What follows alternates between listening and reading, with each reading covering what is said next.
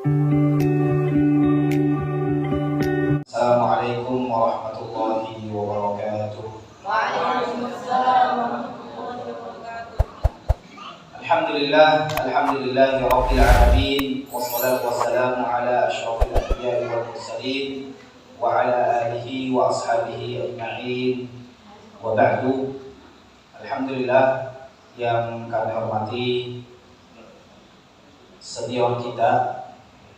Saya tidak mau panggil beliau orang tua kita, karena beliau pernah saya ingat beliau bilang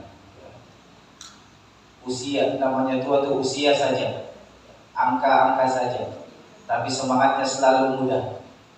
Ya, Al-Ustaz Muhammad Abdul Fattah hafizahullah ta'ala wa ra'ahu. Kemudian Al-Ustaz Jumi'an, Ketua Yayasan, Ketua DPD Hidayatullah Kutai Timur, Abang, ya, di senior saya di Gunung Tembak dulu, dan semua keluarga besar Musyidah Hidayatullah Kota atau Kabupaten Kutai Timur, Sangatta, dan lebih umum lagi kita semua yang hadir di majelis ini, di majelis yang penuh barokah ini. Alhamdulillah, ya ini semua pengaturan Allah Subhanahu wa taala kami bisa hadir di sini. Karena di talqin Ramadan yang tahun lalu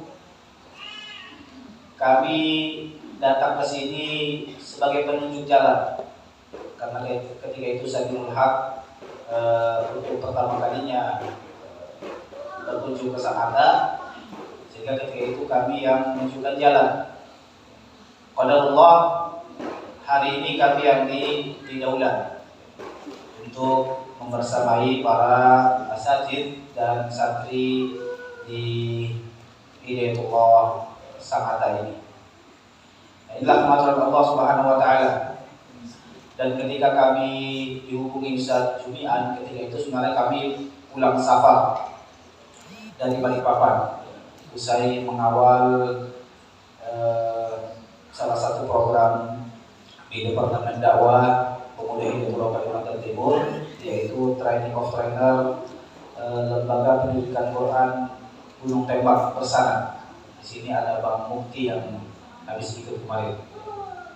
Nah, ini beliau sudah dimandatkan menjadi instruktur metode LPQ Gunung Tembak, sehingga ada santri ya, langsung ditagih beliau, ya. Langsung ditagih, Bang, tolong ajarkan kami metodenya. Nah, ada Bang Zuhal juga ya, Ketua Pemuda, Bang Ismail. Ya, pengaturan Allah Subhanahu wa taala juga kami secara pribadi juga dimandatkan oleh pengurus wilayah Pemuda Hidayatullah Kalimantan Timur sebagai pembina untuk teman-teman di Pemuda Hidayatullah Kutai Timur. Ya, qadarullah kemarin ketika Rakerda kami tidak sempat hadir karena harus bergeser ke Balikpapan. Tapi Masya Allah, Raker kami lihat dari dokumentasi yang ada luar biasa, meriah dan tampak sekali pergerakan pemuda di sana.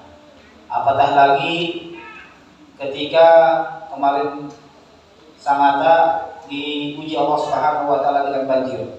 Itu kami langsung minta, kami tanya progres ke Bang Zuhal. Masya Allah, luar biasa semangat ada di santri teman-teman Pemuda Hidayatullah Kalimantan Timur dalam ikut berpartisipasi di dalam melayani masyarakat dan secara umum kota Kutai Timur ini setelah dilanda banjir. Semoga Allah Subhanahu wa taala menerima amalan dan kebaikan antum semua. Karena memang menarik di bulan Sya'ban menjelang Ramadan ini memang bulan yang diwanti-wanti oleh Rasulullah Sallallahu Alaihi Wasallam.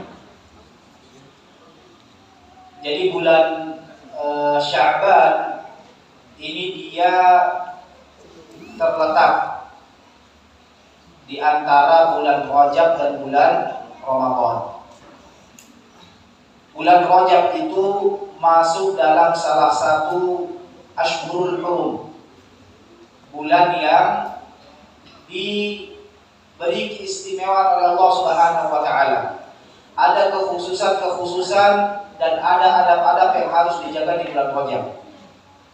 Nah, begitu selesai bulan Rajab, masuk bulan Sya'ban. Tabiat manusia, kalau lepas dari sebuah aturan yang ketat, dari sebuah kekangan, biasanya itu nalurinya apa?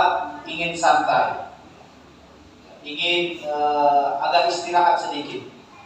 Disitulah Rasulullah SAW mewanti-wanti, bulan Sya'ban ini banyak orang yang lalai, banyak orang yang lalai.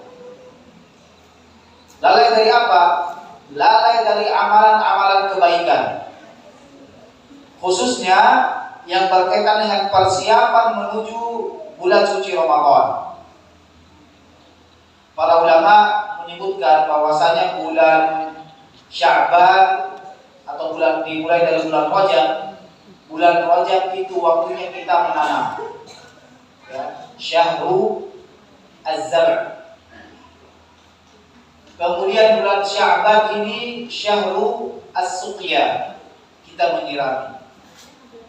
Dan istimewanya juga bulan Sya'ban ini, kata Rasulullah SAW, dia adalah bulan di mana amalan-amalan kita selama 1 tahun itu diangkat, dihadapkan kepada Allah Subhanahu wa taala. Sehingga di akhir-akhir bulan Sya'ban ini kita benar-benar perbaiki amalan kita. Ya, karena kita tidak tahu di hari keberapa Allah Subhanahu wa taala menerima amalan ibadah kita. Dan inilah salah satu hikmah kita ditutupi dari hal-hal yang gaib, kita tidak mengetahuinya, agar tidak ada spekulasi di sana. Misalnya ada yang berspekulasi amalan itu dihadapkan misalnya di pertengahan bulan Sya'ban. Kalau begitu saya akan maksimal di sana. Saya akan minta ampun kepada Allah, saya akan berdoa sungguh-sungguh agar amalan saya diterima. Kemudian setelah itu dia kembali kepada kebiasaannya. Nah, ini spekulasi yang salah. Dan dalam ibadah tidak boleh spekulasi. Tidak boleh spekulasi.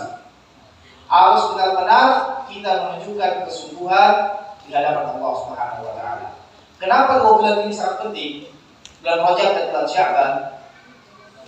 Dia sebagai bentuk tahiyah, sebagai bentuk persiapan kita untuk masuk ke dalam bulan yang menjadi waktu inti daripada pertaruhan kita di dalam beribadah dan bersungguh-sungguh kepada Allah Subhanahu wa taala. Makanya Ramadan disebutkan apa? Syahru apa? Al-Hasad. Di sana sudah kita menuai. Di sana kita menuai. Makanya penting ya, memang kita untuk mengadakan kegiatan seperti ini, tarhib. Ya. Kalau saya tanya dari santri, apa artinya itu tarhib? Dari kata apa? Nah, ini ada Bang Riki ya. Nah, beliau jago bahasa Arab itu. Masya Allah. Ya. Masya Allah. Jadi menurut kisah teman beliau Bang Musgir, Bang Bujir di Balikpapan, dia bilang, oh Bang Riki ini bintang kelas dulu waktu di Surabaya. Jadi antum nikmati dia. Pokoknya kuras ilmunya beliau. Nabi Sorof itu udah makanannya beliau itu. Ya. Apa artinya tarhib? Dari kata apa diambil? Nah, tarhib, ya ada Bang Putih juga di sini. Ya. Tarhib itu dari kata apa? Rahaba yurahibu tarhiban. Rahaba yurahibu tarhiban. Kita sering dengar ya, marhaban. Marhaban. Jadi kalau ada tamu kita katakan marhaban, ahlan wa sahlan. Itu bentuk tarhib. Ya, kita menyambut bentuk sapaan, sambutan. Nah, bagaimana kita menyambut bulan Ramadan ini? Nah, ini yang penting. Jadi kalau toh ya memang kemarin di bulan Rajab kita tidak maksimal, di bulan Sya'ban ini juga tidak maksimal. Paling tidak kita sudah memiliki rencana atau ancang-ancang di akhir-akhir bulan Sya'ban ini untuk kita maksimal dan gaspol di bulan Ramadan. Kenapa? Secara tabiat itu memang secara tabiat, dan itulah fitrah dari Allah Subhanahu wa taala, ketika bulan Ramadan itu iqbal, bentuk keinginan diri untuk melakukan kebaikan itu meningkat. Banyak faktor-faktor dan sebabnya yang kita sebutkan. Baik, sangat penting memang. Kenapa? Karena Allah Subhanahu wa taala memulai ayat yang berkaitan dengan syariat Ramadan ini dengan sebuah panggilan. Tadi sebelum acara ada pengumuman ya, ada pengumuman kepada seluruh warga, santri, guru-guru untuk menghadiri acara Tarhib Ramadan di masjid. Dan alhamdulillah yang hadir di tempat ini berarti mereka adalah orang-orang yang merasa terpanggil, merasa masuk di dalam khitab, pengumuman yang disampaikan oleh yang mengumumkan, sehingga mereka hadir di sini. Tadi yang memanggil itu siapa? Siapa yang mengumumkan tadi? Santri. Santri atau siapa yang mengumumkan tadi? Pengasuh. Nah, atau kita katakan makhluk, ya, sama-sama makhluk. Yang memanggil makhluk, yang dipanggil juga makhluk, sama-sama ciptaan Allah Subhanahu wa taala. Baik, kalau seandainya di kalangan kita saja sesama makhluk, itu kita mengenal strata-strata sosial. Kalau misalnya saya mengibaratkan seperti ini. Misalnya ada dua acara tarhib.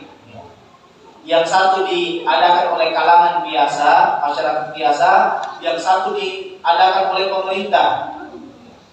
Kira-kira kita sebagai manusia, tabiat kita sebagai manusia lebih condong kemana kira-kira? Condongnya kemana? Condongnya mungkin ke sana ya, lebih secara tabiat manusia dia akan condong kepada panggilan undangan yang disampaikan oleh pemerintah untuk hadir. Kenapa? Karena kita mengetahui posisi dan martabat yang dimiliki oleh pemerintah tersebut, sehingga kita, wah ini di sana lebih menjanjikan sepertinya. Mungkin konsumsinya lebih banyak. Ya, kalau ada santri kan intinya kotakannya ya. Nah, mungkin lebih banyak ini. Apalagi pulang dikasih bingkisan. Itu wajar. Nah, yang memanggil kita untuk menjalankan syariat puasa ini adalah Al-Khaliq. Al-Khaliq yang menciptakan kita. Kalau kita paham status kita sebagai seorang hamba, namanya hamba itu ya kepemilikan daripada tuannya. Budak kapan dipanggil dia segera mendatangi. Terlambat sedikit pasti dia akan malu atau merasakan sesuatu yang tidak enak di hadapan tuannya. Nah, ini yang memanggil kita adalah Allah Subhanahu wa taala. Dan menariknya, ternyata tidak semua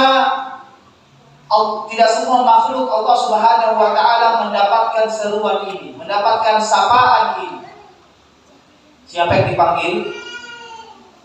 Adik-adik, apa ayat pembuka ayat di 183 surah Al-Baqarah tadi? Nah, ya ayyuhalladzina amanu. Dalam Al-Qur'an itu ada panggilan ya ayyuhan nasu. Ya ayyuhan nasu, ada ya ayyuhalladzina amanu. Abdullah bin Mas'ud radhiyallahu anhu, sahabiyul jalil, beliau menyebutkan bahwasanya ketika Allah Subhanahu wa taala membuka ayatnya dengan seruan ya ayyuhalladzina amanu, apa kata beliau? Fa'alha sam'ak, maka fokuskan pendengaranmu, maksimalkan pendengaranmu. Kenapa? Kata beliau, imma khairun umirta bihi au syarrun nuhita anhu. Coba diperhatikan nanti sebagai bentuk tadabbur Al-Qur'an kita, lihat semua ayat-ayat yang dimulai dengan seruan ya ayyuhalladzina amanu. Kata Abdullah bin Mas'ud, hanya dua kemungkinannya. Kalau bukan kebaikan yang Allah Subhanahu wa taala perintah kita untuk mengerjakannya, atau ada larangan yang Allah Subhanahu wa taala cegah kita daripada terjatuh ke dalamnya. Inilah istimewanya Ramadan ini, sehingga yang dipanggil oleh Allah Subhanahu wa taala adalah orang-orang yang beriman. Di sini tema besar kita apa? Tingkatkan iman, ya.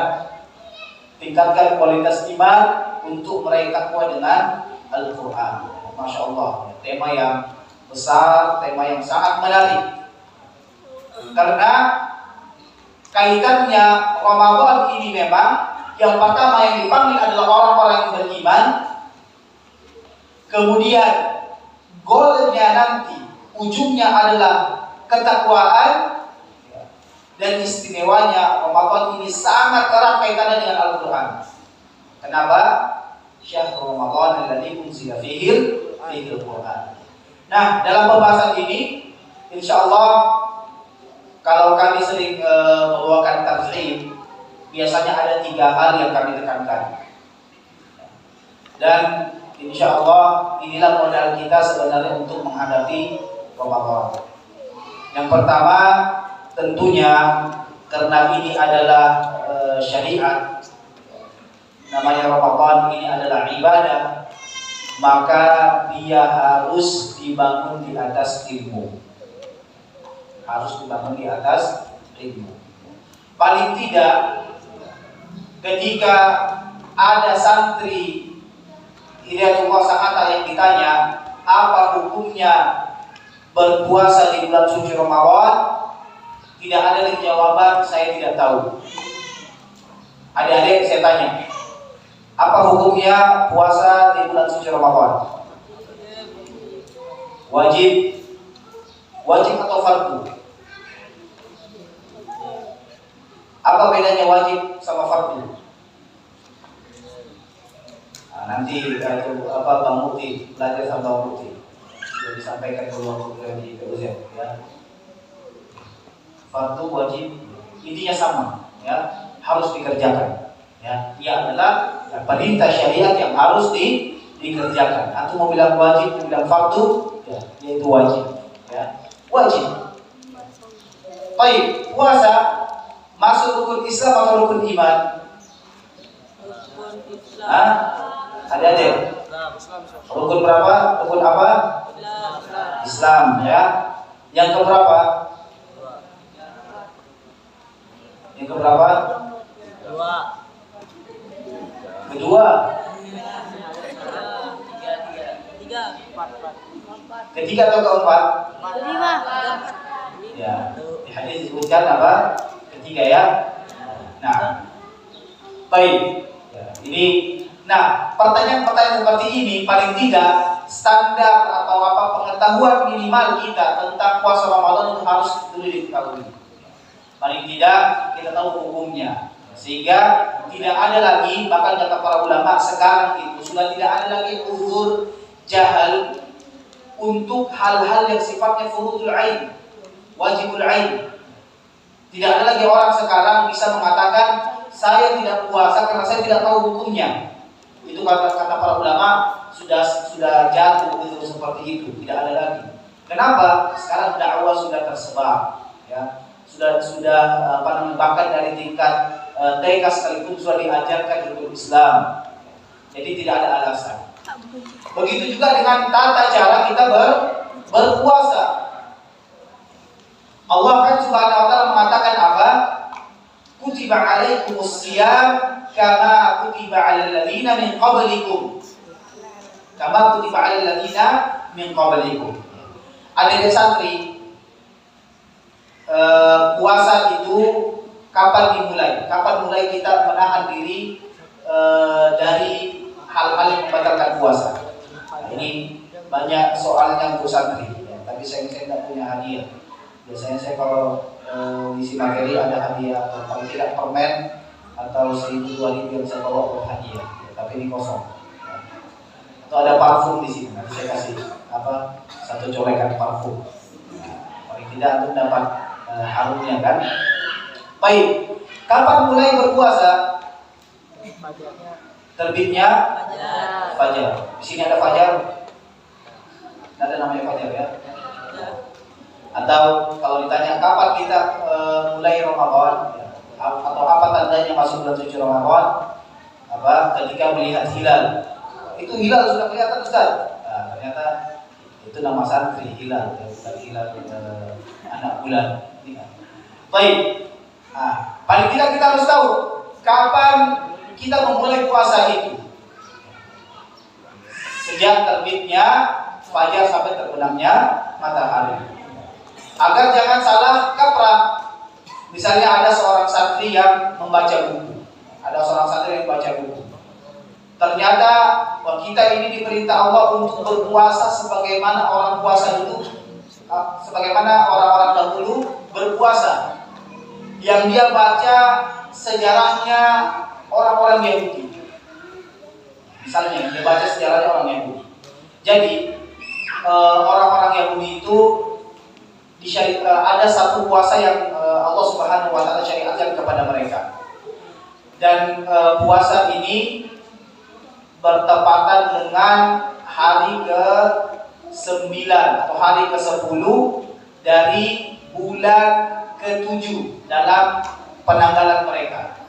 Disebutkan oleh Imam Tahir bin Ashur dalam tafsirnya At-Tahrir wa Tadbir. Beliau menyebutkan ada satu bulan yang namanya bulan Tisri. Bulan Tisri dalam penanggalan orang-orang Yahudi. Di hari ke-10 dari bulan Tisri ini Allah Subhanahu wa taala mewajibkan mereka puasa. Tapi bagaimana puasanya? Ternyata puasanya mereka itu dimulai dari terbenamnya matahari di tanggal 9 sampai terbenamnya matahari di bulan di hari ke-10. Itu salah satu bentuk puasanya orang-orang Yahudi. Jadi nanti jangan salah saya mengikuti puasanya orang Yahudi. Karena apa? Karena kama kutiba 'alal ladzina min qablikum. Karena kita diperintahkan puasa layaknya orang dulu berpuasa. Nah, orang Yahudi kan orang terdahulu sebelum kita. Cara puasanya seperti ini. Ternyata salah. Ya, artinya belum sempurna pembacaannya. Termasuk ya juga dengan syariat puasa atau tata cara berpuasa di awal-awal ibadah ini disyariatkan. Di awal-awal ibadah disyariatkan berbeda dengan apa yang kita lakukan sekarang. Jadi di awal-awal berpuasa atau puasa yang disyariatkan, tata cara puasanya itu berbeda. Berbeda cara memulainya. Jadi disebutkan dalam sebuah riwayat bahwasanya ada seorang sahabat yang baru pulang dari bekerja di kebunnya, capek-capek. Ya, di sini mungkin habis panen sawit atau panen karet, pulang ke rumah capek-capek. Dia ini membawa, kalau tidak salah namanya Silma, ya, sahabat ini. Dia membawa beberapa butir kurma dan dia serahkan kepada istrinya. Nah, istrinya ini karena menginginkan memberikan iftar buka puasa terbaik untuk suaminya, akhirnya dia membuatkan dulu minuman yang hangat, makanan yang hangat. Ya karena dulu tentunya tidak secanggih sekarang, belum ada kompor gas, belum ada juga kompor listrik, dan masih sangat manual, sehingga membutuhkan waktu yang cukup lama. Akhirnya sahabat ini Silmah ini karena dia kecapean, akhirnya dia tertidur. Nanti selesai makanannya itu, nanti siap masakannya itu setelah beliau bangun dari tidur. Nah, di zaman itu sebelum turun ayat wa kulu washrabu ila akhir ayat, itu puasa dimulai ketika orang telah tertidur di malam hari. Jadi ukurannya itu, kalau kita tidur, ya maka di situ kita sudah mulai puasa. Dan sahabat ini luar biasa, masih capek sekali, belum berbuka, kemudian harus puasa lagi.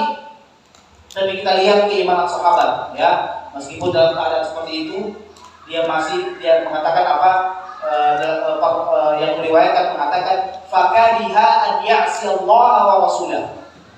Sahabat ini dia tidak mau menyelisih Allah dan Rasulnya. Akhirnya dia berpuasa sampai esok hari. Dia bekerja lagi. Bayangkan ini sudah wisol puasanya, ini sudah bersambung puasanya. Ya. Sudah wisol 2 hari berturut-turut puasa. Sampai qadarullah karena dia lemah, ya, tidak ada makanan yang masuk, tidak ada asupan yang masuk. Kemudian akhirnya dia pingsan. Dan sampai kabar ini kepada Rasulullah SAW. Sampai akhirnya Allah Subhanahu wa taala menurunkan ayat wa kulu washrabu hatta yatabayyana lakumul khaytul abyadu minal khaytil aswadi minal fajri thumma atimmus siyama ilal lail. Ini kisahnya.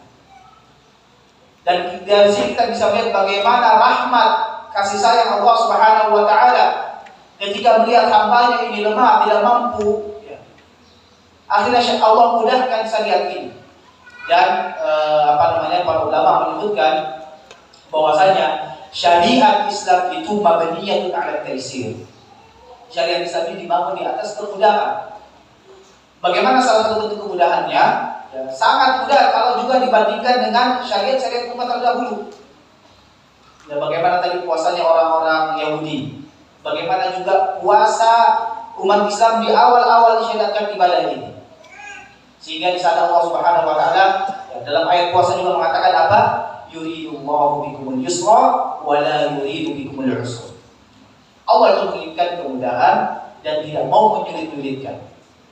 Tapi memang nanti di sana ada ibadah-ibadah yang disyariatkan Allah Subhanahu wa taala sebagai bentuk ikhtibar, sebagai bentuk ujian untuk menakar kualitas keimanan orang. Makanya kalau kita ibadah-ibadah yang memiliki pahala yang sangat tinggi, itu pasti ibadahnya sulit. Salat yang disaksikan malaikat, salat apa? Yang dipersaksikan artinya secara khusus salat apa? Salat fajar, salat subuh. Kemudian salat yang paling afdol setelah salat fardu adalah salat apa? Salatul lail. Ini semuanya ibadah yang berat, ya. Subuh, waktunya kita ngantuk-ngantuk, enak-enaknya tidur, dingin, harus berwudu. Begitu juga tengah malam, ketika orang tidur, kita harus bangun. Ini ibadah yang memiliki pahala yang sangat besar, tapi berat dilakukan, itu sebagai bentuk ikhtibar. Sama dengan puasa ini. Nah, paling tidak, ini yang berkaitan dengan ilmu, yang berkaitan dengan fikih dasar, yang berkaitan dengan ibadah puasa ini sifatnya daruriyah. Sifatnya darurat, harus kita ketahui. Paling tidak ada satu buku kecil yang bisa kita baca, ya, atau sekarang warga yang sudah terakses dengan internet, yaitu sangat mudah, ya, mencari misalnya fikih puasa praktis, baca apa-apa yang menjadi rukunnya, kemudian apa-apa yang menjadi muftiratnya yang membatalkan, kemudian apa yang dimakruhkan, ya, apa yang disunahkan ketika kita berpuasa. Hal seperti ini sudah harus diketahui oleh seorang muslim. Kenapa? Karena dia berkaitan dengan ibadah. dan ibadah itu tidak mungkin kita bisa mendapatkan keutamaannya kecuali dengan bentuk ittiba kepada Rasulullah SAW. Ini karena inilah pentingnya kita mempelajari ilmu, paling tidak hal-hal yang mendasar seperti tadi. Baik, jamaah sekalian yang dirahmati oleh Allah Subhanahu wa taala, kami mencoba membahas hal yang kedua yang sering kami sampaikan juga di dalam tarikh Ramadan, adalah yang berkaitan dengan keutamaan bulan suci Ramadan. Nah, ini soal lagi, pertanyaan lagi. Ramadan menurut beberapa ulama ini diambil dari satu kata, asal katanya atau dia mushtaq dari satu kata. Nah, siapa yang bisa menjawab? Dia diambil dari kata apa? Ramadan, ya, Ramadan. Ya, sering disebutkan oleh para ulama. Ada yang menyebutkan bahwasanya Ramadan ini diambil dari kata Ramadan. Mim dan Ra. Ramadan. Artinya apa? Ramadan itu artinya syiddatul har, panas yang membara. Atau bisa juga disebutkan padang pasir yang sangat panas yang bisa membakar. Memang kalau ulama lughah itu mereka memperhatikan yang namanya istiqaq gitu ya, asal-asal kata. Kenapa Ramadan itu dikatakan Ramadan? Dimana sumia Ramadan? Kenapa dikatakan Ramadan? Dikatakan Ramadan. Yang disebutkan diantaranya ada yang menyebutkan bahwasanya puasa Ramadan itu disyariatkan pertama kali di musim yang panas.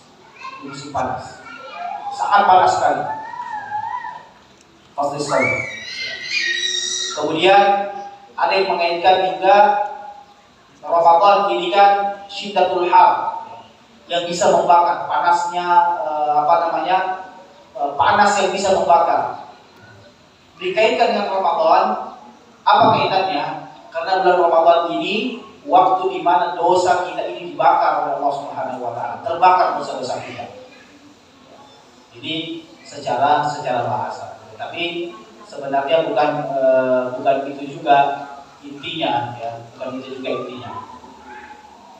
Dan Ramadan itu sendiri sudah mulia. Ramadan itu sudah mulia dengan sendirinya. Apapun bentuk istiqaq, ya, asal katanya, dia sendiri sudah mulia dengan kemuliaan yang Allah Subhanahu wa taala dan Rasulnya sampaikan kepada kita. Di sini di kitab Majalis Syahrul Ramadan yang ini merupakan bentuk tafriq ya dari ceramah ini dituangkan dalam kitab dari ceramahnya atau muhadarahnya Syekh Muhammad bin Shalih Al-Utsaimin rahimahullahu taala. Kitab Majalis Syahrul Ramadan. Di sini beliau menyebutkan ada lima keutamaan, paling tidak ada 5 keutamaan bulan suci Ramadan. Yang pertama beliau menyebutkan anna khalufa famis shaim atyabu 'inda Allah min rihil miski. Ini juga ada redaksi hadis ya yang sering kita dengar bahwasanya bau mulut orang yang berpuasa itu lebih dicintai oleh Allah Subhanahu wa taala dari baunya misk. Nah, mungkin ada yang bertanya, berarti apakah makna puasa ini kita berlomba-lomba untuk membaukan mulut kita? Ya, karena mungkin semakin bau semakin mencintai Allah Subhanahu Wa Taala. Ya, tidak seperti itu memahaminya. Ya, karena memang syariat siwak ya, itu tetap berlaku di bulan suci Ramadan. Sehingga namanya khuluf fadhisain ini sebenarnya bukan penyebabnya bukan kotoran dari mulut kita. Kalau kita selesai makan, kita bersiwak, sikat gigi, nah itu insya Allah kotoran di mulut itu hilang. Tapi ketika orang berpuasa, kita sikat gigi berkali-kali pun itu masih tetap meninggalkan bau aroma. Apa penyebabnya? Disebutkan para ulama, ya khuluf namanya bau mulut itu disebabkan oleh khuluwu al-ma'idati minat ta'am. Karena kosongnya lambung kita dari makanan, sehingga aroma yang dari dalam itulah yang sampai ke mulut kemudian tercium. Jadi kita sikat gigi pakai apapun tetap ada namanya khuluf. Nah, khuluf ini, bau yang tidak sedap ini bisa jadi, atau kita sebagai seorang manusia merasa terganggu, ini aroma yang tidak sedap. Tapi itu di sisi Allah Subhanahu wa taala atyab, lebih wangi, lebih baik dibandingkan dengan wangi dari misk. Ada yang tahu misk itu dari parfum yang diambil dari apa? Ya, saya pernah dapat informasi berkaitan dengan misk itu ya, kasturi. Ternyata dia diambil dari salah satu bagian dari mozal itu rusa. Tapi di sana itu ada bagian daripada rusa itu yang harum. Jadi ngalah-ngalahin kalau orang Arab itu kan suka ud ya, gaharu itu ya. Itu mahal sekali ternyata ya. Kalau di sini ada yang punya gaharu, nanti cari orang-orang di Saudi atau cari orang-orang yang biasa kulit kemudian dijual ke Arab Saudi, itu mahal ya. Kayu gaharu itu harum sekali. Nah, ini misk ini min afdali anwa'il itar. Dikatakan misk ini adalah parfum yang paling wangi, yang paling disukai oleh orang Arab. Ya, katanya itu diambil dari entah bagian kaki atau mana dari rusa gitu, saya kurang tahu. Tapi yang pernah saya dengar seperti itu. Nah, ini menunjukkan sesuatu yang sangat istimewa. Tetapi karena ini adalah ibadah, saum atau yang sesuatu yang tampak menjadi kekurangan di kalangan manusia, tetapi karena dia disebabkan oleh ibadah, kemudian hal tersebut justru menjadi sesuatu yang sangat istimewa di sisi Allah Subhanahu wa taala. Layaknya para jamaah haji. Jamaah haji itu ketika mereka berkumpul di padang Arafah, Allah itu memanggil para malaikatnya. Dan Allah ajak malaikat untuk mempersaksikan hamba-hamba yang melaksanakan ibadah haji. Sya'san khubra. Jamaah haji, namanya jamaah haji pada Arafah itu di sana banyak debu. Ya, kemudian juga rambutnya acak-acakan. Kenapa ya? Karena memang di sana ada larangan larangan fiqh, tidak boleh gambar. Sehingga mungkin ada yang kumisnya sudah panjang, rambutnya kemudian terkena debu. Tapi pemandangan seperti ini dicintai Allah Subhanahu wa taala. Karena apa? Karena dia tumbuh dari ibadah. Ini kuncinya. Kemudian yang kedua disebutkan oleh beliau dalam kitab ini bahwasanya di bulan suci Ramadan ketika kita berpuasa, annal malaikata tastaghfiru lahum hatta yaghfiru. Malaikat itu beristighfar, memohon ampun kepada Allah Subhanahu wa taala untuk orang-orang yang berpuasa. Kita sering ya, khususnya di era ini sekarang, era digital, banyak flyer-flyer. Kadang dari Gunung Tembak, ya, dari Umbul Qura ya, ada flyer doakan, mohon doa terbaik ya, untuk saudara kita sedang diuji sakit, atau mohon doa terbaik fulan telah dipanggil oleh Allah Subhanahu wa taala. Kita selaku manusia sangat senang didoakan oleh saudara kita. Kalau ada saudara kita yang berdoa, ya saya doakan antum mendapatkan keberkahan dari Allah, anak-anak yang soleh, harta yang berberkah. Itu kita senang sekali. Nah, yang mendoakan kita, yang meminta ampun kepada Allah Subhanahu wa taala ini makhluk yang istimewa, yang Allah Subhanahu wa taala sifati mereka la ya'sunallaha ma amarahum, yang tidak pernah bermaksiat kepada Allah Subhanahu wa taala, yang tidak pernah menolak sedikit pun perintah Allah Subhanahu wa taala, wa yaf'aluna ma yu'marun, dan dia senantiasa patuh terhadap perintah Allah Subhanahu wa taala. Siapa mereka? Al-malaikah. Bayangkan Pak, kita doakan malaikat Allah Subhanahu wa taala. Ya Allah, ampuni fulan bin fulan. Ya Allah, maafkan kesalahan fulan bin fulan. Ya Allah, hapuskan kesalahannya, tutup aibnya ya Allah. Ini malaikat yang berdoa. Ya, namanya kalau orang makhluk yang tidak punya dosa, ya Allah Subhanahu wa taala pasti ya, lebih di sana peluang untuk Allah Subhanahu wa taala mengijabah itu sangat besar. Jadi sudah berapa yang kita sebutkan? Ada yang pertama tadi apa? Istimewanya bulan Ramadan. Anna khulufa fa bisahim atiyat indallahi min rihil misk. Bau orang berpuasa lebih dicintai Allah dari kasturi misk. Kemudian yang kedua apa? Malaikat memohon ampun kepada Allah Subhanahu wa taala bagi orang berpuasa sampai mereka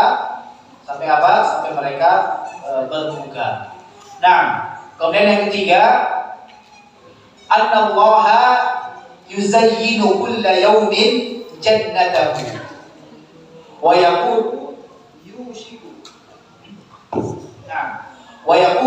yushiku ibadiyas salihuna an yulqu anhumul ma'unata wal adha wa yasiru ilaih. Ini menarik. Ya. Menariknya surga Allah Subhanahu wa taala yang telah diciptakan, yang telah ada, itu setiap hari Allah Subhanahu wa taala hiasi di bulan suci Ramadan. Dan ini hanya terjadi di bulan suci Ramadan. Allah hiasi surga itu, Allah persiapkan surga itu. Dan Allah katakan kepada surga, yushiku ibadiyas salihuna an yulqu al-ma'unata an yulqu anhu al-ma'unata wal adha wa yasiru ilaika. Hampir saja kata Allah Subhanahu wa taala, hamba-hambaku ini mereka ingin meninggalkan dunia ini.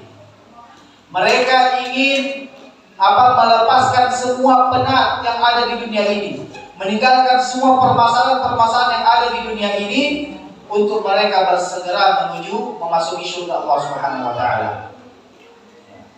Tapi kita kalau masuk surga kan harus meninggal dulu. Nah, ini repotnya, syaratnya ya. Dan kita kebanyakan tidak siap. Kalau ditanya, antum sudah siap mati? Ya, ada yang sudah siap mati. Yakin kalau misalnya mati langsung diringankan langkahnya masuk surga, ini yang berat ya Allah ya. Kalau kita merasa banyak dosa ya, itu memang rasanya berat sekali namanya kalau mendengar pembahasan kematian. Tapi syaratnya mau masuk surga harus mati dulu ya. Karena ada marhalahnya ya, ada marhalahnya, nggak mungkin langsung tiba-tiba masuk ya. Ada marhalahnya. Tapi paling tidak dari apa yang Rasulullah SAW sebutkan yang berkaitan dengan bagaimana surga itu menghiasi dirinya ya, dihias oleh Allah Subhanahu wa taala, mempersiapkan diri untuk orang-orang yang berpuasa agar masuk ke dalamnya. Sehingga apa yang Allah gambarkan tadi ya, ini bisa kita rasakan bahwasanya benar-benar kita ini ingin menuju surganya Allah Subhanahu wa taala. Yang ketiga. Kemudian yang keempat ya, anna qawlat asyayatin yusaffaluna bisalasi wal aghlal fala yasiluna ila ma yuriduna min ibadillahi shalihin min al-idlali 'anil haqq. Ini hadis yang sering juga disampaikan bahwasanya di bulan Ramadan itu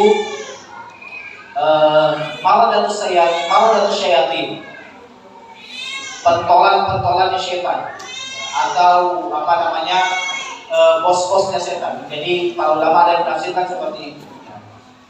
Kenapa? Karena sering orang bertanya ya, ini kan di bulan Ramadan setan itu sudah dibelenggu, katanya dibelenggu. Baik, kenapa di bulan Ramadan masih ada orang bermaksiat? Masih ada orang yang berbuka puasa di tengah bulan suci Ramadan, di tengah hari. Nah, jadi antara jawaban para ulama adalah yang dibelenggu itu adalah bos-bosnya setan, al-marodah. Ya, jadi setan-setan yang besar itu yang dibelenggu. Adapun yang kecil-kecil itu masih berkeliaran. Ada juga yang mengatakan semuanya, ya semuanya yang dibelenggu. Baik, bagaimana manusia bisa bermaksiat? Padahal setannya sudah dibelenggu. Ya, dikatakan ya, namanya setan itu ada yang terdiri dari golongan jin dan dari golongan manusia. Dan tabiat, sifat dasar manusia, sifat aslinya manusia, diri kita itu cenderung kepada hal-hal yang sifatnya maladzat, yang sifatnya kenikmatan, yang sifatnya santai-santai, yang sifatnya kesenangan-kesenangan. Allah Subhanahu wa taala menyebutkan apa? Dalam surah Yusuf, inna nafsa wa ma ubarri'u nafsi. Kata Nabi Yusuf alaihissalam, wa ma ubarri'u nafsi. Saya tidak menganggap diri saya suci. Inna nafsa la'ammaratun bisu. Karena tabiatnya diri itu mengajak kepada namanya keburukan, maladzat. Dia suka hal-hal yang enak-enak. Makanya Rasulullah SAW mengatakan apa? Huffatin naru bil makarih, huffatil jannatu bil makarih. Surga itu ditutupi oleh hal-hal yang tidak disukai manusia. Puasa, kalau kita tanya enak mana? Enak puasa atau enak makan? Puasa. Pasti. Betul lah antum. Nah, kalau saya tanya enak mana? Antum dia siang-siang hari capek-capek habis main bola, diajak meminum es campur atau dibiarkan begitu saja? Campur. Enak ya? Nah, tapi kalau masuk surga harus puasa. Puasa itu berat. Sholat, antum kira-kira enak mana? Dibangunin jam 3 malam sholat lain ke masjid atau dibiarkan tidur di atas spring bed yang empuk, kemudian dikasih AC. Enak begitu ya? Nah, tapi kalau masuk surga harus tinggalkan itu. Ya. Nah, surga itu ditutupi dengan hal seperti itu. Kebalikannya neraka, ya. Kebalikannya neraka. Antum jalan, misalnya mau jadi Ramadan, ya, jadi Ramadan, jalan berkilo-kilo, tiba-tiba ya, ada kesempatan, tapi ini bukan antum ya, atau ada orang yang jadi Ramadan, nggak cocok, ya. Atau ada orang habis bekerja seharian, capek sekali, kemudian haus, ini berperang ini antara dia ingin menahan atau menahan dirinya agar puasanya bisa lolos, atau dia harus menenggak air minum untuk menghilangkan rasa haus yang ada di tenggorokannya. Kalau orang yang lemah imannya, kemudian dia menuruti hawa nafsunya, maka dia akan memilih seteguk air itu, dan dia akan melanggar kehormatan bulan suci Ramadan. Sehingga memang selain dan ini kesempatan memang musuh utama kita yang Allah Subhanahu wa taala katakan inna syaitana lil insani aduwwun mubin, itu Allah Subhanahu wa taala sudah belenggu, sudah Allah ikat. Artinya semakin ringan rintangan yang kita hadapi untuk taat kepada Allah Subhanahu wa taala, tinggal diri kita saja. Tinggal diri kita. Syaitan yang merupakan faktor eksternal ini sudah diamankan oleh Allah Subhanahu wa taala. Sehingga Ramadan ini juga kita jadikan sebagai lahan untuk kita menterbiah diri kita. Dan namanya puasa itu kan, as-shaum itu aslinya kan apa? Al-imsak, ya. Makna bahasanya itu apa? Al-imsak, menahan diri. Menahan diri memang. Nah, makanya Rasulullah mengatakan apa? La yakun yaumu fitrika wa yaumu shaumika sawa. Jangan kamu jadikan hari-harimu di luar bulan suci Ramadan dan hari-harimu di bulan suci Ramadan itu sama. Yang ketika dia berkumpul sukanya ghibah, Di Ramadan dia ghibah juga, ya, suka melaknat orang, suka mencela di luar bulan suci Ramadan. Begitu masuk Ramadan, dia juga masih seperti itu. Sehingga tidak ada nanti efek daripada puasanya. Dan inilah kesempatan. Syaitan yang merupakan musuh yang nyata telah diamankan oleh Allah Subhanahu wa taala, tinggal di diri kita. Ya. Ini keistimewaannya bulan suci Ramadan.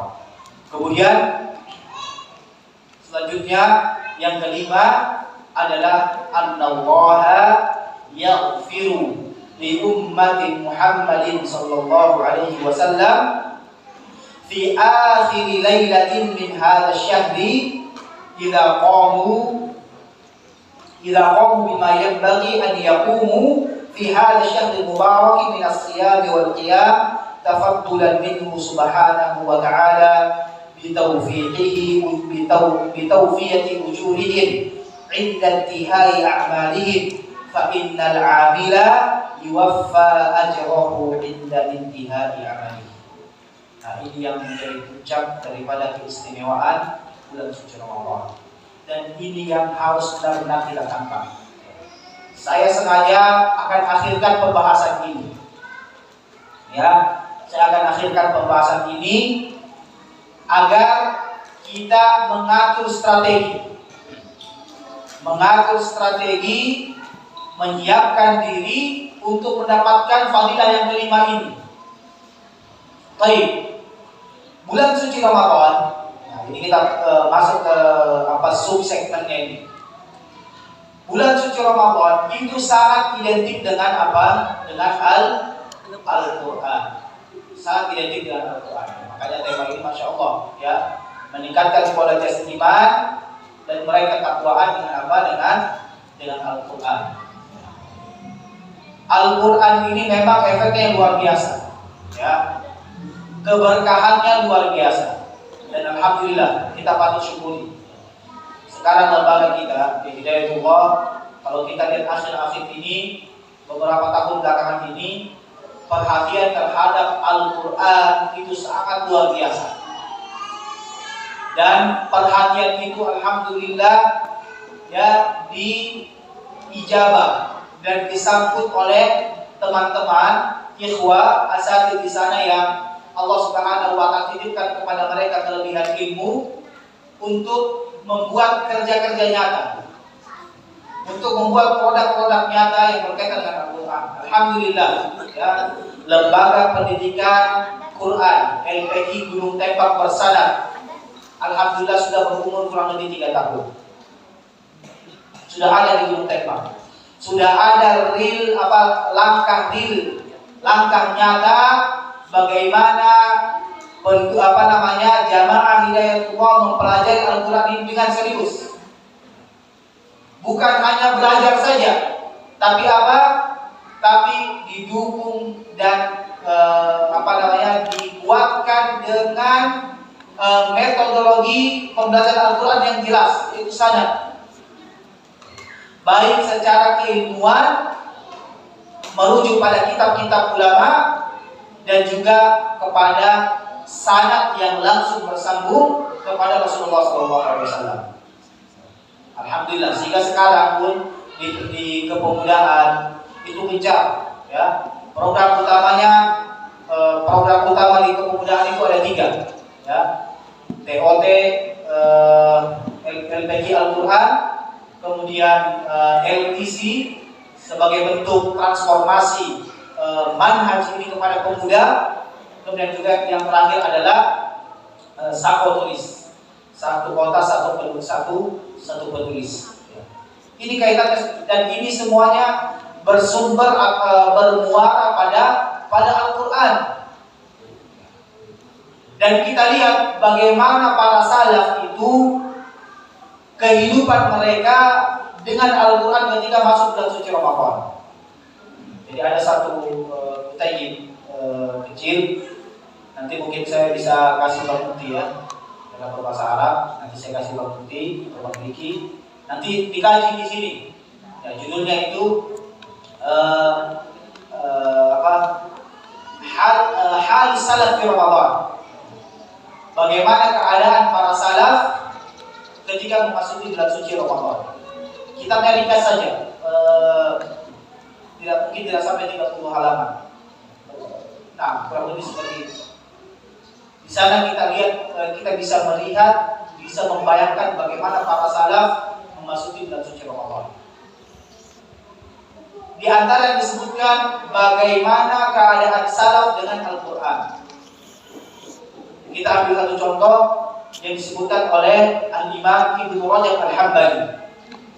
Beliau menyebutkan para salaf itu mereka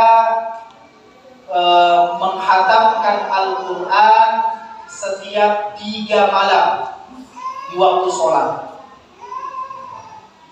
Artinya mereka punya satu khataman Al-Quran ketika mereka melaksanakan sholat lain yang lain. Kalau Al-Quran itu kita katakan 30 juz Al-Quran, berarti satu malam berapa juz yang mereka baca itu? 10 juz, ya. Karena setiap 3 malam khatam di dalam sholat. Itu bagaimana tekad yang kuat daripada mereka untuk benar-benar menghatamkan Quran itu. Kita di Gunung Tembak saja, ya, hatta di Masjidil Haram, Masjid Nabawi yang kami rasakan di sana ketika itu, 1 juz itu ya kita sudah ya terkadang istirahat, ya butuh minum, kemudian duduk. Itu baru 1 juz. Ini para salaf 10 juz satu malam. Ada yang 7 juz dan macam-macam modelnya. Kalau mereka sholat juga, misalnya ada yang bacaan Al-Qurannya cepat, disuruh baca kira-kira 100 ayat. Kalau ada yang bacaannya agak lambat atau sedang-sedang, baca sekitar setengahnya. Atau yang bacaannya cepat disuruh baca 50 ayat. Yang sedang-sedang baca 25 ayat satu rakaat. Yang bacaannya lambat disuruh sekitar 15 ayat. Bervariasi mereka bagaimana cara mereka membaca Al-Quran. Al-Imam Malik rahimahullahu ta'ala, atau adik beliau Imam Darul Hijrah Al-Imam Malik rahimahullahu ta'ala, adik beliau ditanya bagaimana keadaannya atau apa kegiatannya Imam Malik itu kalau di rumah bulan suci Ramadan. Jawaban adiknya Al-Mushafu wal tilawah. Itu saja, ya. Megang mushaf kemudian beliau baca. Bahkan Imam Malik itu beliau kan imam, ya, salah satu imam di mazhab fiqih dari Madinah. Beliau ini terkenal salah satu imam yang banyak majelis ilmunya, banyak halaqah ilmunya.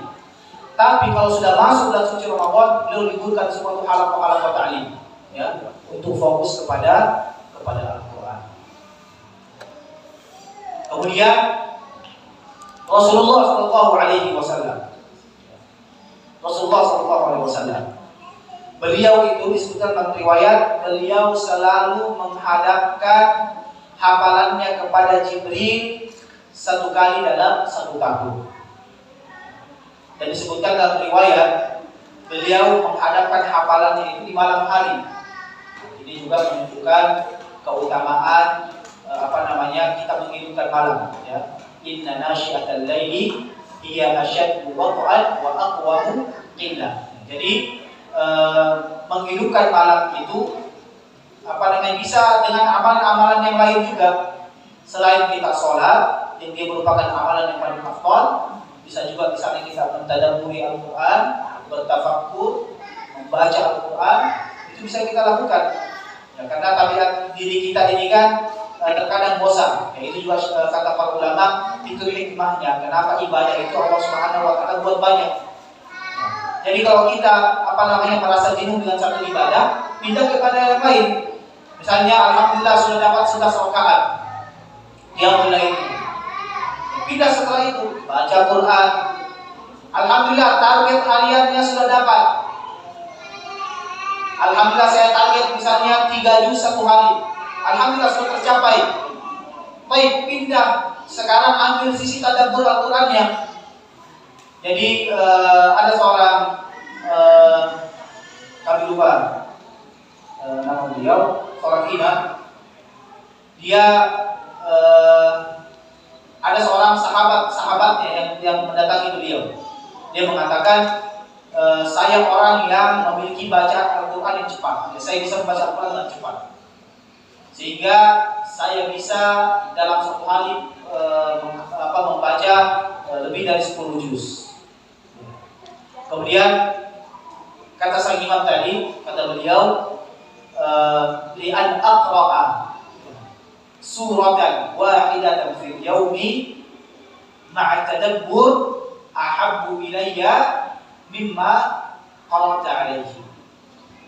Kata beliau, saya kalaupun saya cuma membaca satu surat dari Al-Quran dalam satu hari dengan tadabbur, itu lebih saya cintai dibandingkan dengan saya membaca cepat dan tanpa tadabbur. Al-Quran ini, kata Allah Subhanahu wa taala, kitabun anzalnahu ilaika mubarakun liyadabbaru ayatihi.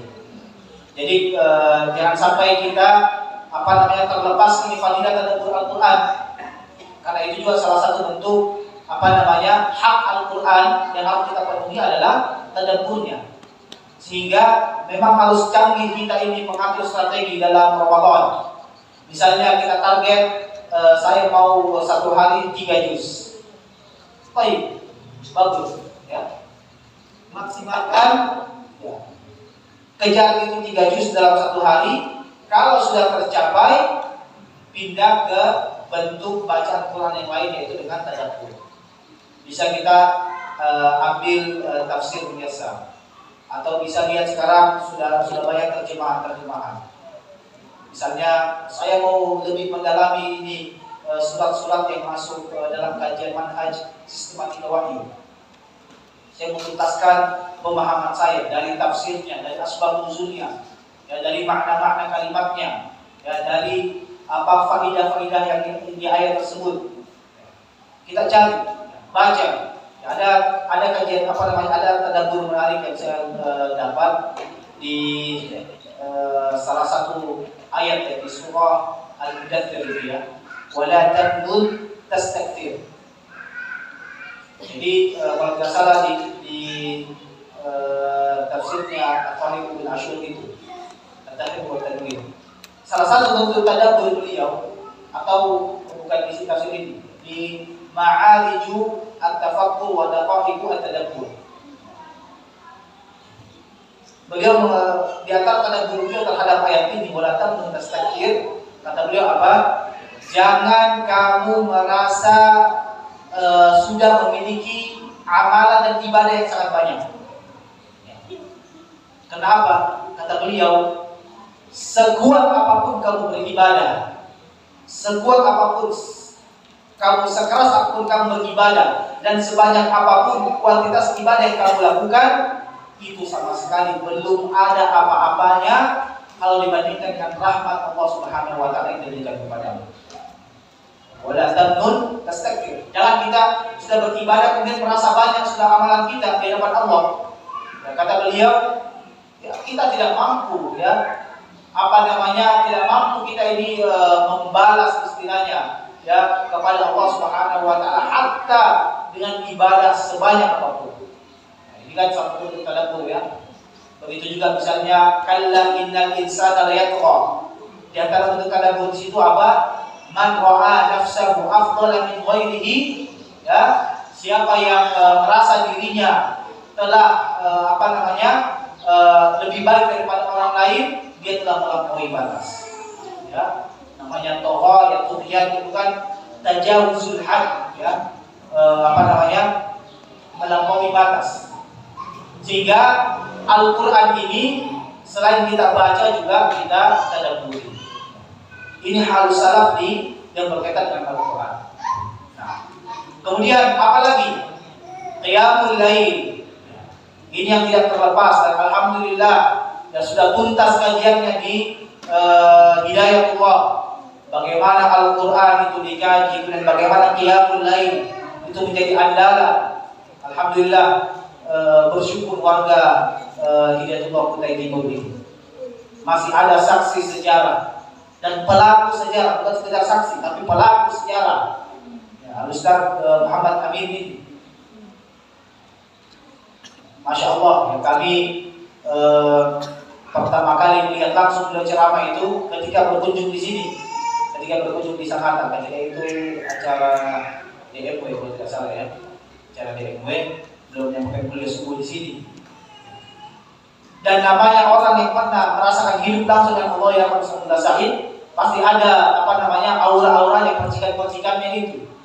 Masya Allah, kita selama ini kan cuma mendengar bagaimana kehebatan Rasulullah Sahid, bagaimana beliau.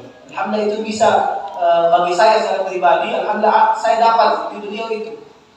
Ya, saya bisa melihat bagaimana proses-proses perkaderan yang beliau lewati, proses-proses ibadah yang beliau lewati.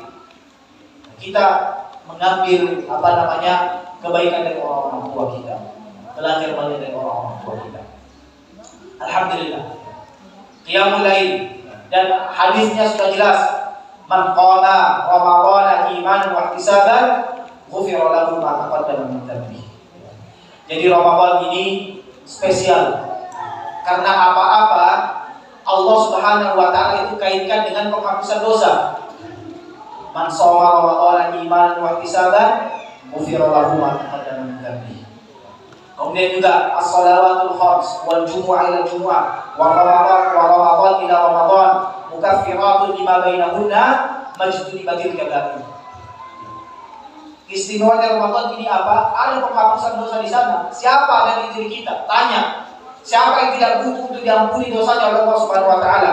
Siapa yang tidak butuh untuk ditutup aibnya oleh Allah Subhanahu wa taala? Siapa yang tidak butuh untuk kesalahannya dihapuskan oleh Allah Subhanahu wa taala?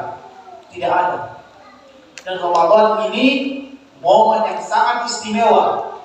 Nah, kalau ibu-ibu yang yang akrab dengan dunia online shop, ya pasti itu menunggu-nunggu tanggal-tanggal cantik gitu ya. Ya ada 11, 12, ada lagi berapa? Ya pokoknya yang sering inilah, yang sering isi keranjang kalau minta dicek outkan sama suaminya ya. Kan gitu ya, trennya sekarang belanja online itu. Kan ditunggu tanggal-tanggal cantik itu. Misalnya tanggal 11 bulan 11, tanggal 10 bulan 10. Nah, saya mulai hafal juga karena saya pelajari istri saya itu tiba-tiba ada saja waktu itu tiba-tiba ada paket di pos depan. Oh ternyata tunggu tanggal cantik ini. Murah katanya ongkirnya ke Bontang. Oh ternyata ini saya pahami polanya ini. Ya. Bapak-bapak harus dipahami Pak pola belanjanya istri. Hati-hati kalau sudah mendekat tanggal yang sama, bulan yang sama, siap-siap itu. Tiba-tiba tuh, assalamualaikum, paket. Ya.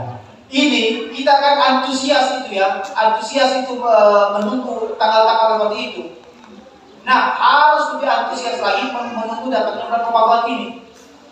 Di sana ada pengampunan dosa, di sana ada pelipatan ganda, pelipatan pahala. Harus antusias. Kemudian juga oleh kata para ulama, Ramadan ini agar bisa maksimal, kata beliau, Ramadan itu identik dengan dua hal. Tilawatul Quran wa it'amut ta'am. Membaca Al-Quran dan memberi makan. Karena apa? Ya Ramadan ini kan orang fokus beribadah, sibuk beribadah. Ya ini kesempatan yang punya rezeki berikan makanan. Pengalaman menarik kami di Arab Saudi kami rasakan. Jadi melaksanakan Ramadan, menjalani Ramadan di Mekah dan Madinah.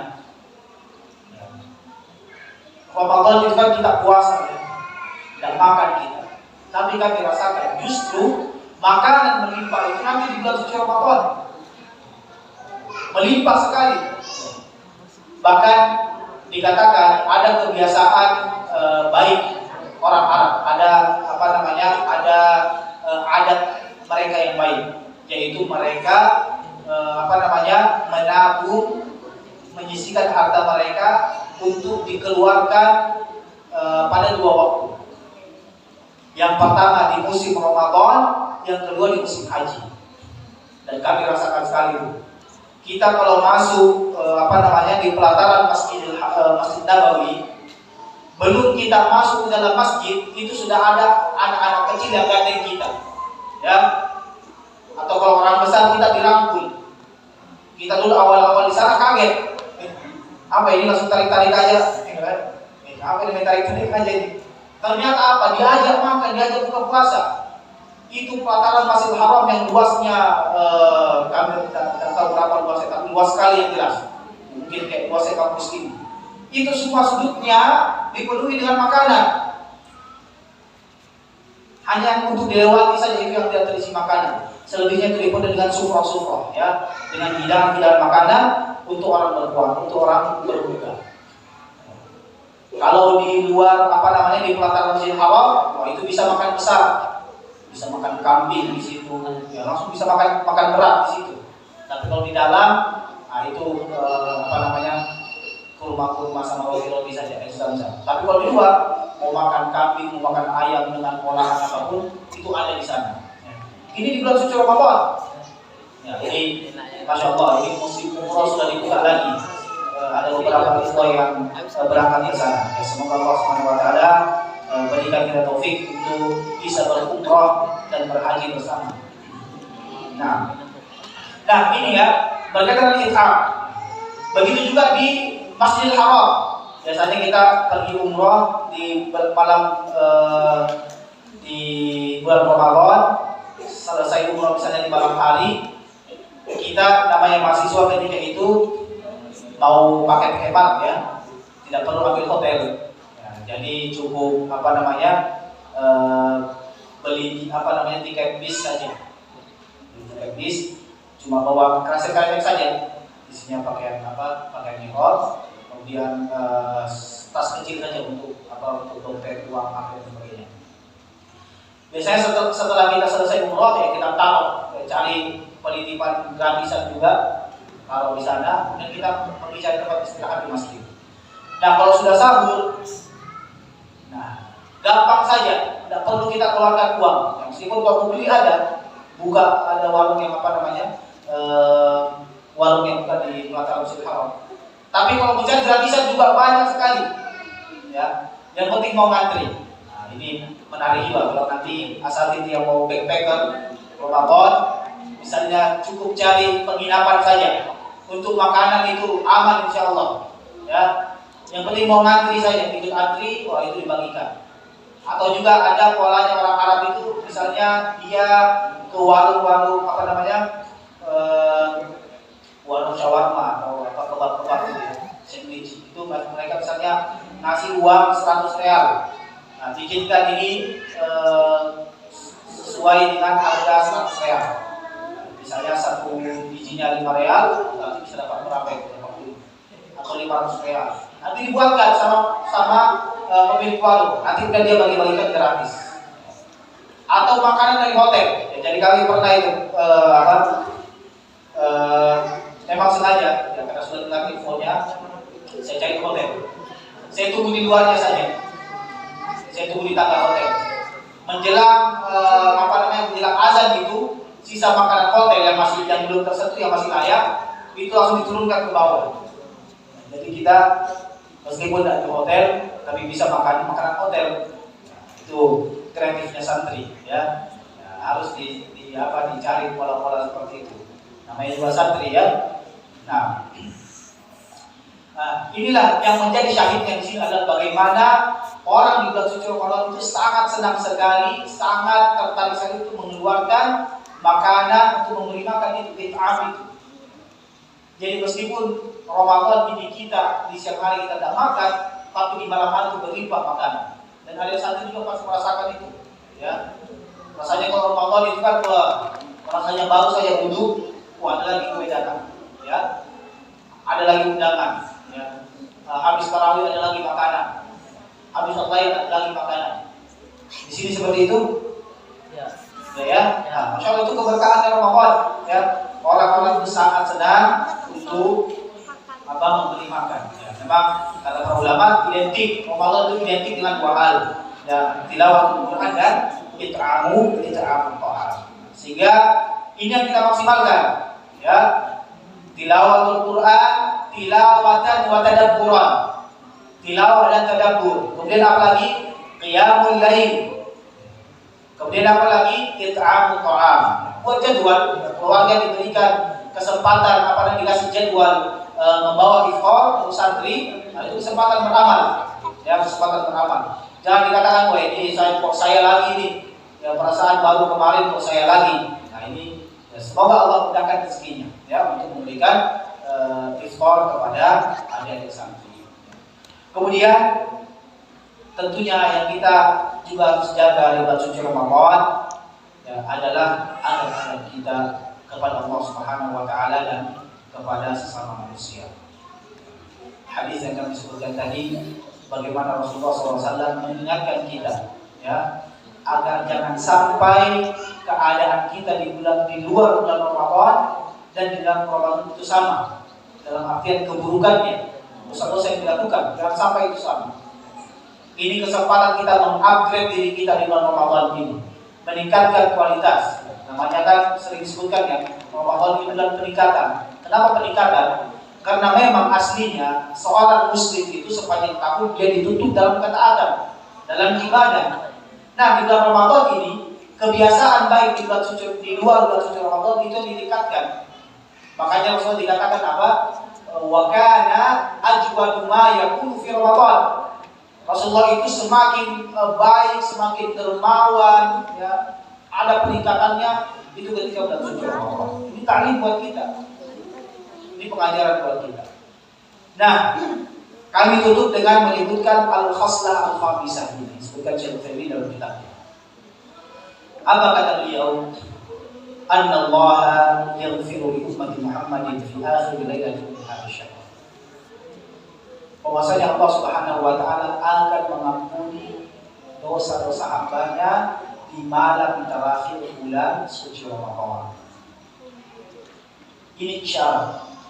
Apa yang kita sebutkan tadi yang berkaitan dengan Quran, tilawah, qiyamul lail, it'am ta'am, itu kita maksimalkan untuk mendapatkan apa? Mendapatkan ampunan Allah Subhanahu wa taala di hari terakhir, di malam terakhir bulan suci Ramadan. Kata beliau apa? Idza qamu bima yanbaghi an yaqumu alaihi. Ampunan itu hanya akan Allah Subhanahu wa taala berikan bagi mereka yang benar-benar maksimal di dalam menjalankan ibadahnya selama 30 hari itu. Karena kata beliau apa? Innama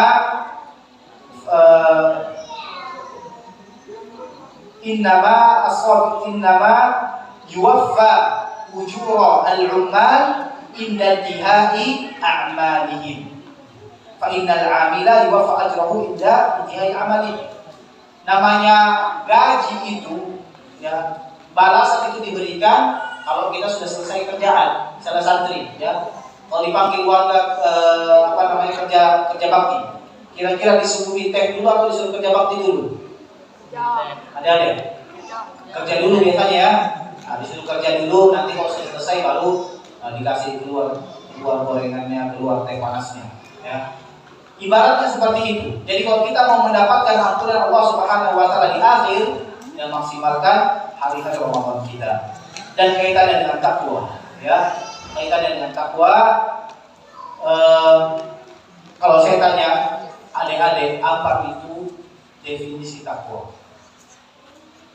Apa itu definisi takwa? Jadi kalau melihat pembahasan dari salah satu tafsir ya, tafsir At-Tahrir wa Tanwir, di sana disebutkan bahwasanya takwa itu yang dimaksud dalam ini memang adalah takwa dari maksiat. Kita menjaga diri kita dari maksiat. Takwa kepada Allah Subhanahu wa taala, bertakwa kepada Allah Subhanahu wa taala agar tidak terjatuh dalam kemaksiatan. Beliau menyebutkan maksiat itu terbagi menjadi dua. Ada maksiat yang bisa dihilangkan dengan tafakkur, dengan membaca ayat-ayat yang berkaitan dengan janji Allah Subhanahu wa taala. dan juga berkaitan dengan ancaman Allah Subhanahu wa taala. Sehingga ketika kita ingat, kita takut. Tapi ada dosa yang atau ada maksiat yang cara menghindarkannya itu tidak hanya dengan tafakkur, tapi juga dengan melakukan beberapa ritual-ritual. Salah satunya adalah puasa ini. Jadi puasa ini kata Rasulullah SAW apa? Asyam junnah. Ya. Dia adalah benteng. Asyam itu junnah, benteng. Sehingga kalau kita melakukan puasa, berarti di sana ada satu upaya yang kita lakukan untuk kita tidak terjatuh dalam dosa. Makanya Umar bin Khattab radhiyallahu anhu itu pernah ditanya, apa makna daripada takwa? Apa makna takwa? Kemudian atau Umar bertanya kepada Ubay bin Ka'ab, apa itu takwa? Beliau menjawab, takwa itu atau beliau mengibaratkan seperti ini. Apa yang kamu lakukan kalau kamu melewati sebuah lahan yang penuh duri.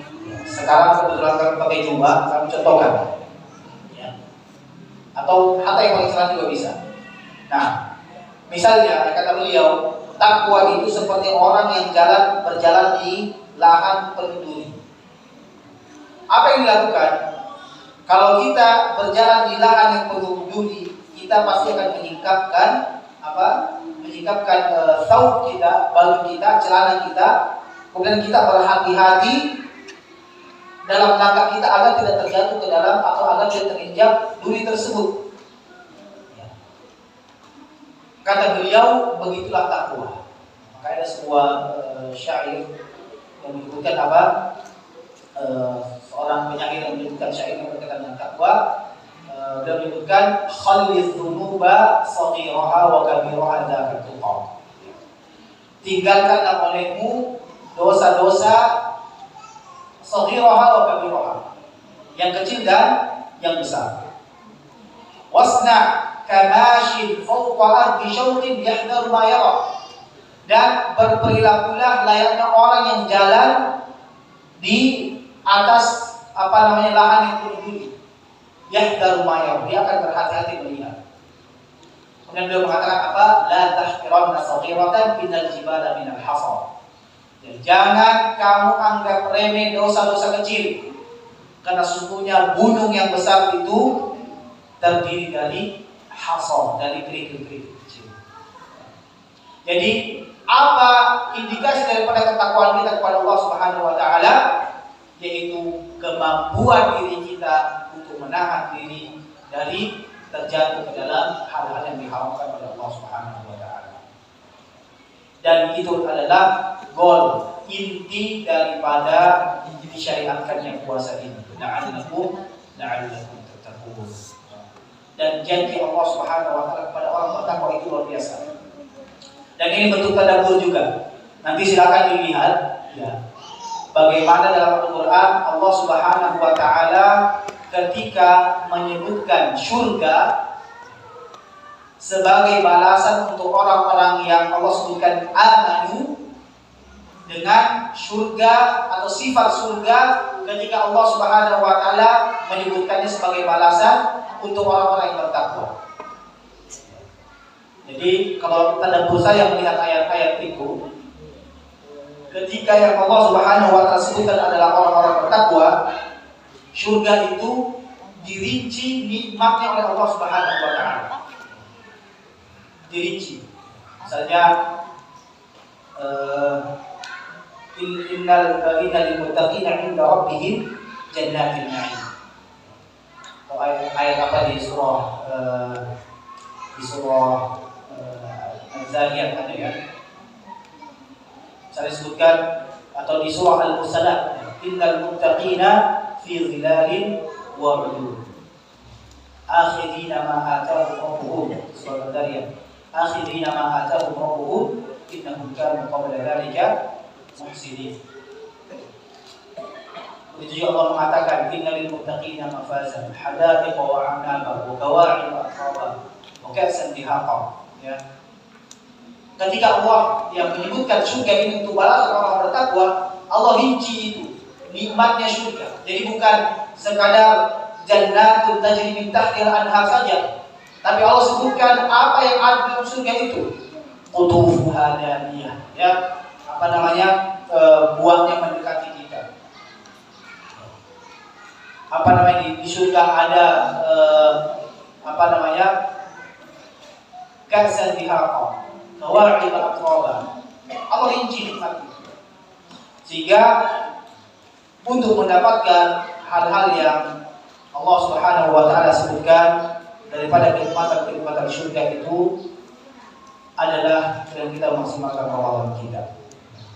Agar kita bisa masuk dari memasuki surga lewat satu dari 8 pintu yang dikhususkan untuk orang-orang berpuasa, itu Babur Rayyan. Dan dikatakan pintu Rayyan itu tidak akan dimasuki kecuali hanya orang-orang yang berpuasa.